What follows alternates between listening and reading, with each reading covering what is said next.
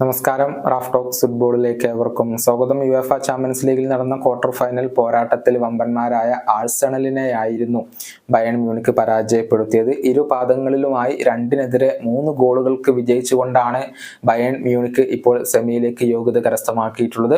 അതേസമയം മറ്റൊരു quarter final പോരാട്ടത്തിൽ ഏറ്റുമുട്ടിയത് മാഞ്ചസ്റ്റർ സിറ്റിയും റയൽ മാഡ്രിഡുമായിരുന്നു. പെനാൽറ്റി ഷൂട്ടൌട്ടിൽ മാഞ്ചസ്റ്റർ സിറ്റിയെ പുറത്താക്കിക്കൊണ്ട് ഇപ്പോൾ റയൽ മാഡ്രിഡ് സെമിയിൽ എത്തിയിട്ടുണ്ട്. ഇനി ബയേണും റയലും തമ്മിലാണ് സെമിയിൽ ഏറ്റുമുട്ടുക. ആ ഒരു മത്സരത്തിന് വേണ്ടിയുള്ള കാത്തിരിപ്പിലാണ് ഇപ്പോൾ ഫുട്ബോൾ ആരാധകരുള്ളത്. ബയേണിനെ സംബന്ധിച്ചിടത്തോളം ഇനി ഈ സീസണിൽ അവശേഷിക്കുന്ന ഏക കിരീടം അത് യുവേഫ ചാമ്പ്യൻസ് ലീഗ് കിരീടം മാത്രമാണ്. ബാക്കിയുള്ളതൊക്കെ അവർക്ക് നഷ്ടമായി കഴിഞ്ഞു.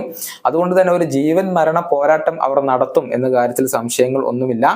റയൽ മാഡ്രിഡിനെതിരെയുള്ള മത്സരം എങ്ങനെയായിരിക്കും? ബയേൺ സൂപ്പർ താരമായ ഹാരി കെയ്ൻ ഇതേക്കുറിച്ചുള്ള തന്റെ അഭിപ്രായം രേഖപ്പെടുത്തിയിട്ടുണ്ട്. അദ്ദേഹത്തിന്റെ വാക്കുകൾ ഇങ്ങനെയാണ്: തീർച്ചയായും റയൽ മാഡ്രിഡ് ഒരു വലിയ ക്ലബ്ബാണ്. മാത്രമല്ല ഈ കോമ്പറ്റീഷനിൽ അവർക്ക് വലിയ കണക്കുകൾ അവകാശപ്പെടാനുണ്ട്.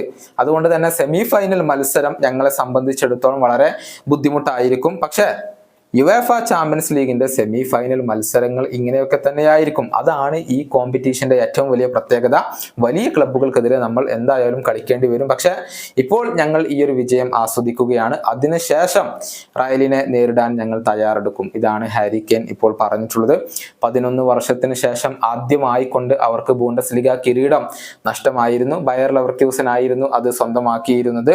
DFB പോക്കൽ ടൂർണമെന്റിൽ നിന്നും അവർ പുറത്തായിട്ടുണ്ട്. ട്രോഫി സീസണിൽ നിന്നും രക്ഷപ്പെടാൻ ബയേൺ മ്യൂണിക്കിന് ഇത്തവണ യുവേഫ ചാമ്പ്യൻസ് ലീഗ് കിരീടം നേടിയേ മതിയാകൂ. ഈ വീഡിയോയുടെ അവസാനിപ്പിക്കുന്നു. കാണാം.